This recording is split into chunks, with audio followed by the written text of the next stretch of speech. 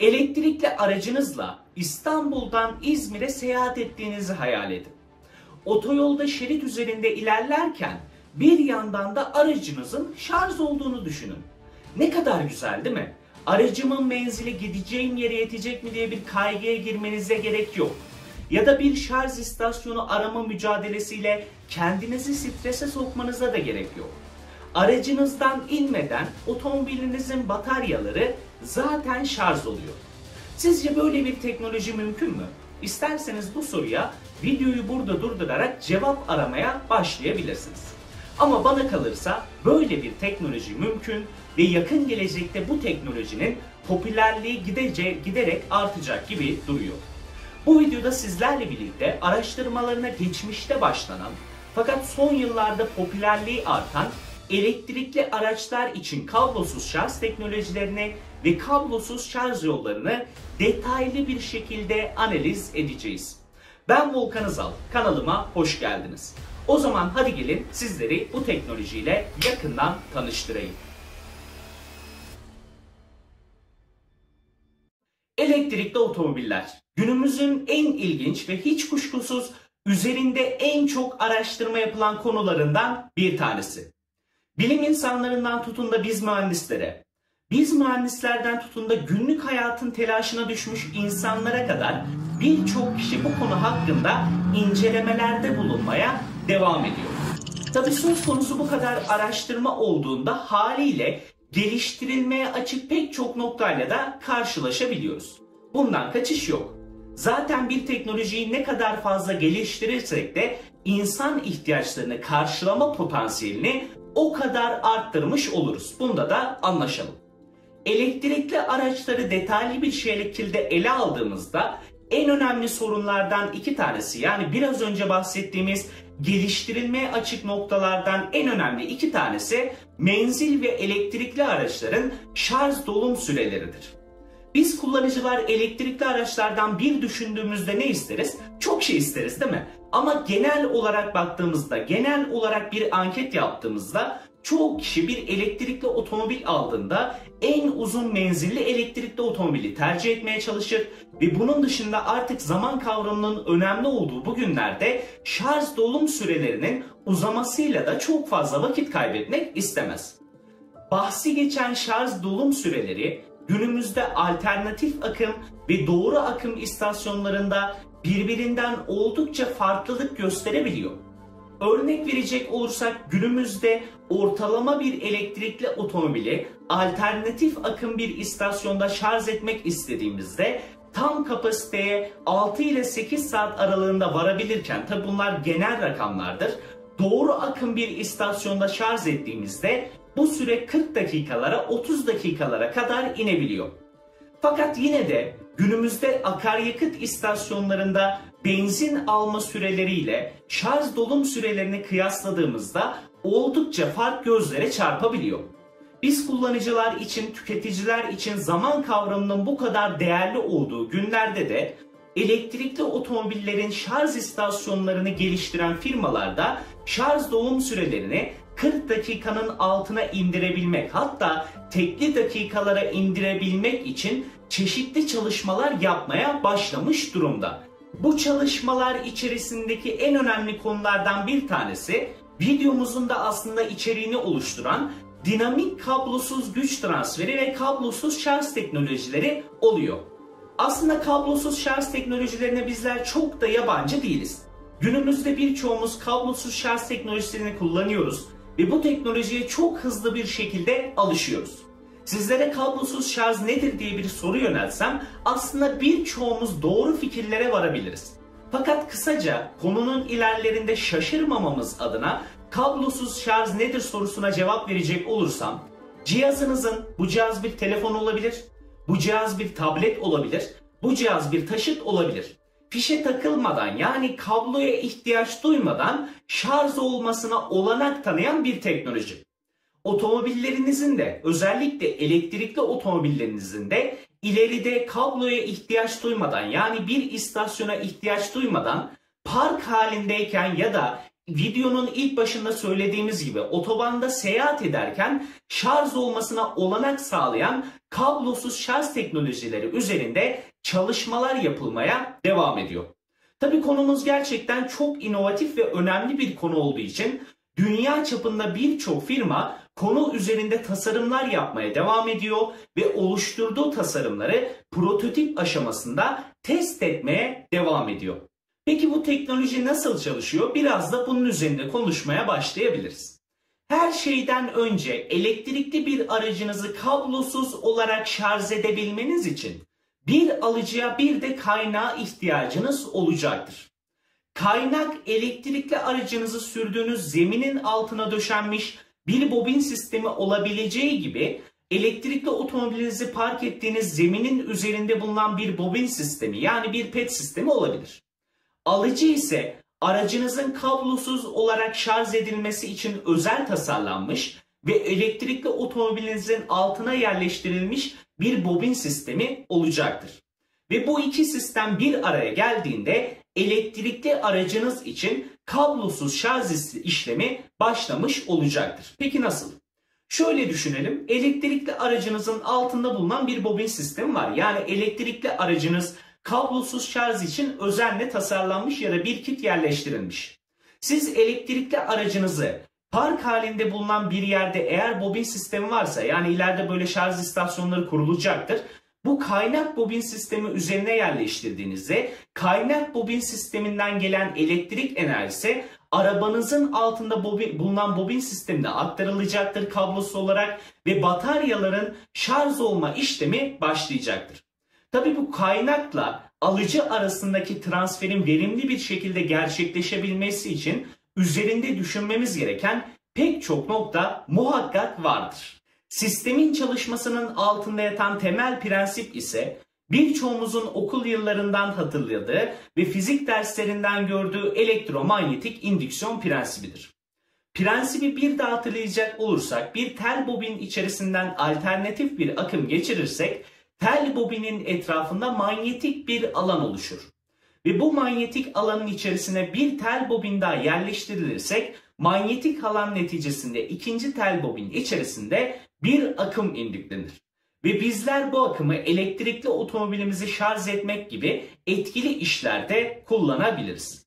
Bu teknolojiye indüksiyon prensibiyle kablosuz şarj teknolojisi diyoruz.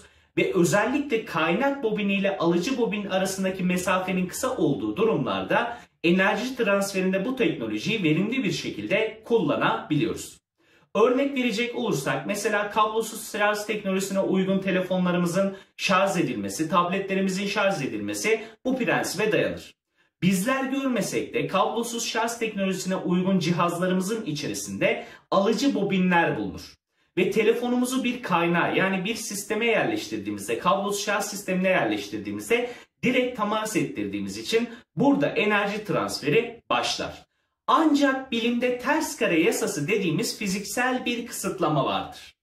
Bu doğrultuda indüksiyon prensibiyle şarj teknolojisinde birinci bobin yani kaynak bobini ile alıcı bobin yani ikinci bobin arasındaki mesafenin kısa olduğundan emin olmamız gerekiyor. Peki neden? Çünkü manyetik alan dediğimiz kavram her yöne yayılabilen bir kavramdır. Bu doğrultuda kaynak bobini ile alıcı bobin arasındaki mesafeyi uzun tutarsak manyetik alan kaynak bobininden alıcı bobine ulaşmadan her yere yayılacağından enerji verimsizliği ortaya çıkacaktır. Bunun dışında kaynak bobini ile alıcı bobinin verimli enerji transferini etkileyen parametre sadece ikisinin arasındaki uzaklık değildir. Bunun dışında kaynak bobini ile alıcı bobinin etkili bir şekilde hizalanması ve kaynak bobini ile alıcı bobin arasındaki alan yani kesit alanı da verimli bir enerji transferi için dikkat etmemiz gereken konuların başında gelmektedir. Genel olarak toparlayacak olursak indüksiyon prensibiyle kablosuz şarj teknolojisinde en verimli sonucu alabilmek için kaynak bobini ile alıcı bobin arasındaki mesafeyi kısa tutmamız ve mükemmel bir şekilde hizalandığından emin olmamız gerekir. Bu üç unsur doğrultusunda firmalar tabii ki de etkili bir enerji transferi için çalışmalar yapıyor. Mesela en yeni akıllı telefonların kablosuz şarj teknolojilerini incelediğinizde kaynak bobini ya da alıcı bobin üzerinde bir mıknatıs görebilirsiniz. Bu mıknatıslar kaynak bobini ile alıcı bobinin etkili bir şekilde hizalanması için oluşturulmuş sistemler, tasarımsal detaylardır. Bunun haricinde tabii ki de elektrikli otomobil firmaları da kablosuz şarj teknolojilerini etkili kılabilmek için birçok çalışma yapıyor. Mesela BMW firması aynı şekilde alıcı bobinle kaynak bobinini hizalayabilmek için bir asistan kullanıyor. Yani ne demek istiyorum? Kullanıcı, şoför bir kaynak bobini gördüğünde, yani kablosuz şarj cihaz ünitesi gördüğünde, aracı oraya yerleştirmek istediğinde asistan devreye giriyor ve aracın altında bulunan alıcıyla kaynak bobininin nasıl hizalanması gerektiğini ekranda gösteriyor ve doğru hizalama olduğunda okey veriyor ve enerji transferi verimli bir şekilde başlamış oluyor. Peki elektrikli araçlar için indüksiyon prensibinde yeterlilik durumu nedir? Elektromanyetik indüksiyon prensibiyle kablosuz şarj teknolojisini elektrikli araçlarımızı şarj etmek için kullanmanın önünde birçok engel olduğunu söylemek istiyorum. Bu engelleri tek tek sizlerle birlikte analiz ederek durumu değerlendirmeye başlayalım. Şimdi değerli arkadaşlar, öncelikle otomobilimiz elektrikli olsun ya da olmasın. Otomobilimizle bildiğiniz gibi yer arasında belirli bir mesafe vardır. Tümsekleri aşabilmek ya da farklı nedenler neticesinde. Bu mesafe dolayısıyla bizler eğer burada kablosuz şarj için indüksiyon prensibini kullanırsak ve indüksiyon prensibinde manyetik alan her yere yayılacağı için verimsiz bir transfer sağlamış oluruz. Bunun dışında elektrikli aracımızın altında bulunan alıcı bobinin kesit alanını ne kadar fazla arttırırsak araca o kadar fazla yük bindirmiş oluruz. Bunun dışında aracın ağırlığını o kadar fazla arttırmış oluruz. Bu da en önemli kısıtlardan ikincisi olarak gösterilebilir. Bunun haricinde bildiğiniz gibi biz kullanıcılar araçları doğru bir şekilde park edemeyiz. Bu doğru bir şekilde park edememe neticesinde de kaynak bobini ile alıcı bobinin doğru bir şekilde hizalanmasını netleştirecek bir sistem yoktur. Ve indüksiyon prensibinde kaynak bobini ile alıcı bobinin hizalanması en önemli verimli transfer için eğitmenlerin başında gösterilir. Biraz önce gördüğümüz gibi BMW'nin geliştirdiği sistemler vardır fakat bu sistemler de kesin değildir. Bu doğrultuda tam da bu noktada MIT dair birçok araştırma ekibi indüksiyon prensibiyle elektrikli otomobilleri kablosuz olarak şarj edemeyeceğimizi gördüğü için ve bunun haricinde manyetik alanı kaynak bobininden alıcı bobine direktman odaklayabilmek için, bunun haricinde kaynak bobini ile alıcı bobin arasındaki mesafe biraz daha olsa da burada transferi verimli bir şekilde sağlayabilmek için araştırmalar yapmaya başladı ve buldukları çözüm manyetik rezonans dediğimiz oldukça karmaşık fizik konusu oldu. Tabii ki de manyetik rezonans konusu çok kapsamlı olduğu için bu videonun içeriğini oluşturmuyor. Fakat konuyu anlamamız için biraz kısaca bahsetmek istiyorum. Manyetik rezonans sistemiyle kablosuz şarj teknolojilerinde bobinlerin her ikisi de aynı rezonans frekansıyla çalıştırılıyor. Bu da enerjinin çok yönlü olmasından ziyade bir bobinden diğerine tünel gibi bir yapıyla transfer edilmesine olanak sağlıyor. Bunun sonucu olarak da kaynak bobini ile alıcı bobin arasında çok daha güçlü bir bağlantı oluşuyor ve bu vesileyle bobinler arasında bir miktar mesafe olsa da enerji transferi sağlanmış oluyor. Yani şunu söyleyebiliriz artık, manyetik rezonans sistemiyle kablosuz şarj teknolojilerinde alıcıyla, yani aracımızın altıyla yer arasında belirli bir mesafe olsa da enerji transferi sağlayabiliyoruz. Yani bataryalarımızı şarj edebiliyoruz. Bu çok güzel bir haber. Bunun haricinde kablosuz şarj sistemi geliştirici firmalara bir diğer güzel haber ise etkili bir enerji transferi için artık hizalamaya, yani bobinleri hizalamaya daha az bağımlı hale geliyoruz. Yani ne demek istiyorum? Kullanıcılar, şoförler aracın altında bulunan alıcı bobini kaynak bobinine biraz yanlış hizalasa dahi, tabi burada bir tolerans var, yanlış bir hizalama yapsa dahi burada enerji transferi sağlayabiliyoruz. Yani indüksiyon prensibine göre manyetik rezonans sisteminde bu iki şarj sisteminde biraz daha hizalamayı geri plana çekmiş oluyoruz. Tabi bu hizalama sorunsalı ve mesafe sorunsalını çözmek birçok sistemin de kapısını açıyor. Sizlerle birlikte videonun en başında İstanbul'dan İzmir'e elektrikli aracınızla seyahat ederken aracınızın bataryasının da bir yandan şarj olma ihtimali üzerinde konuşmuştuk. Belki de bu teknoloji birçoğunuz için çok uzak bir fikir olarak gelmiş olabilir. Aslına bakarsanız bundan birkaç yıl önce bu teknolojinin olabilirliği çok uzaktı. Çünkü biraz önce bahsettiğimiz gibi manyetik rezonans dışındaki diğer kablosuz şarj teknolojilerinde elektrikli araçlarımızı şarj etmenin önünde birçok dezavantaj bulunuyor. Ama biraz önce bahsettiğimiz manyetik rezonans sistemiyle şarj teknolojisi artık aracımızla seyir halindeyken bataryaların şarj olma ihtimalini gözler önüne getirebiliyor. Ve bu doğrultuda da yurt dışında birçok firma bu teknoloji üzerinde çalışmalara başlamış, hatta test aşamasına geçmiş durumda diyebilirim.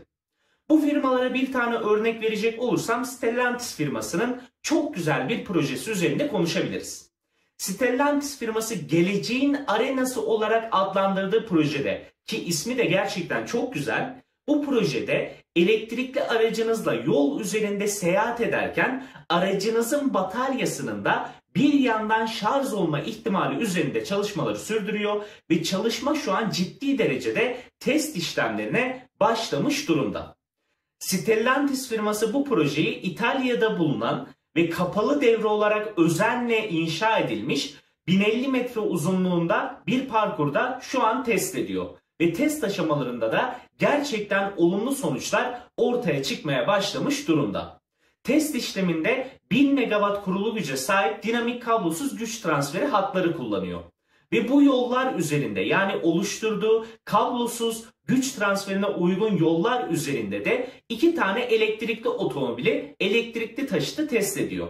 Bu taşıtlardan bir tanesi Fiat'ın 500 elektrik modeli ve bir tanesi de Iveco'nun otobüsü, elektrikli otobüsü. Bu otobüsün altına ve Fiat'ın 500 ailesine ait aracın altına özenle yerleştirilmiş alıcı, Stellantis firması tarafından oluşturulmuş alıcı bobinler monte edilmiş durumda. Ve yolların altına da özenle inşa edilmiş bobinler yerleştirilmiş durumda. Ve bu testin sonuçlarından çıkabilecek olumlu gelişmelerde dünyanın seyrini, elektrikli araçların pazarının seyrini ciddi oranda değiştirebilir gibi duruyor. Sadece tabii ki de bu testleri Stellantis firması yapmıyor. Bunun dışında İsrail'den, Amerika'dan farklı firmalarda yolların altına döşediği bobin sistemleriyle araçların seyir halindeyken şarj olma olasılıkları üzerinde ciddi oranda araştırma yapmaya başlamış durumda. Şunu soruyor olabilirsiniz, bu teknolojinin hiç mi dezavantajı yok? Tabii ki de dezavantajları vardır. Bu dezavantajlardan ilki mesela maliyettir. Sonuç olarak yerin altına bir bobin sistemi döşüyoruz ve alıcı olarak da aracın altına bir bobin sistemi yerleştiriyoruz. Ve bu sistemlerde ciddi derecede pahalı sistemler olduğu için maliyetleri göz önüne alarak bu teknolojiye geçmemiz lazım. Bunun haricinde bunları yerin altına döşediğimiz zaman üzerinden ağır vasıta araçlar geçtiğinde bu bobinlerin hasara uğramaması lazım. Burada da mukavemet hesaplarını iyi derecede yapmamız gerekiyor. Bunun haricinde bu elektrikli akıllı yolları, ki bir diğer adı da dinamik kablosuz güç transferidir, bu teknolojiyi hangi otobanlara yerleştirmemiz gerektiğini iyi bir şekilde analiz etmemiz lazım. Teknolojiyi yerleştirdiğimiz otobanın üzerinde çok fazla elektrikli otomobil popülasyonu yoksa yatırımı yanlış yapmışız demektir. Bunlar aslında belli başlı dezavantajlarıdır ve bu dezavantajlar da zamanla zaten iyileşecektir. Çünkü bir teknoloji doğduğunda ilk başta dezavantajsız şekilde doğmaz. Bu dezavantajlar geliştikçe, iyileştirildikçe teknoloji tam olarak rayına oturur.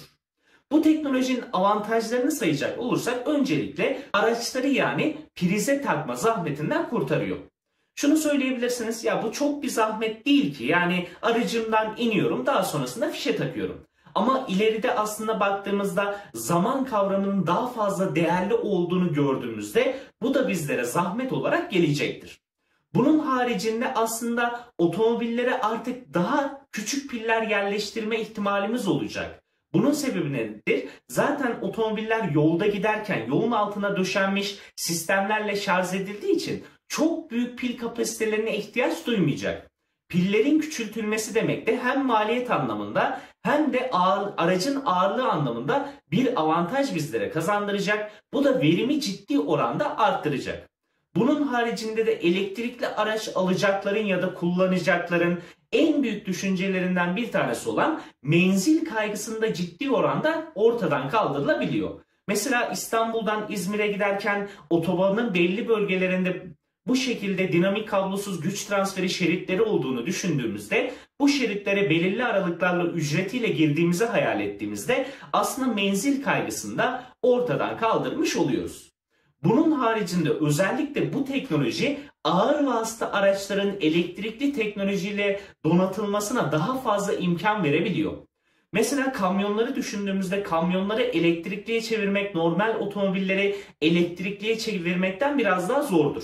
Çünkü ağır vasıta araçların isterleri birbirinden farklıdır, otomobillerden farklıdır. Mesela elektrik motorunun daha fazla güç yoğunluğuna ihtiyacı vardır. Bu da pil kapasitelerini ciddi oranda arttırır. Fakat bu şekilde otobanlarda kablosuz dinamik güç transfer hatları olduğunda ağır vasıta araçlar bu şeritlerde üzerinden ilerlediğinde daha düşük pil kapasiteleriyle uzun yollarda lojistik imkanlarını geliştirebilir.